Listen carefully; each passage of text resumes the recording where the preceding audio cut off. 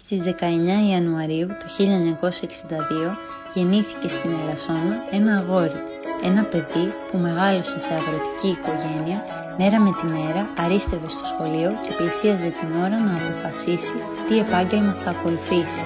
Η απόφασή του να γίνει υπτάμενος της πολεμικής αεροπορίας δεν άρεσε στους γονείς του. Ο Γιώργος όμως ήταν τόσο ενθουσιασμένος με τα φτερά της πολεμικής αεροπορίας που δεν έπινε γάλα για να μην ψηλώσει και έκανε τα χαρτιά του για να εισέλθει στη σχολή χωρίς να τους το πει. Όταν ανακοινώθηκε η επιτυχία του στην εισαγωγή της σχολής, υποσχέθηκε στον πατέρα του ότι δεν θα το μετανιώσει και του ζήτησε να τον εμπιστευτεί.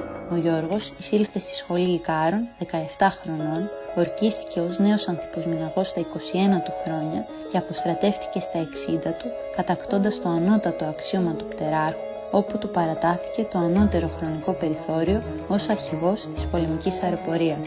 Έχει συμπληρώσει συνολικά 4.000 ώρες πτήσης.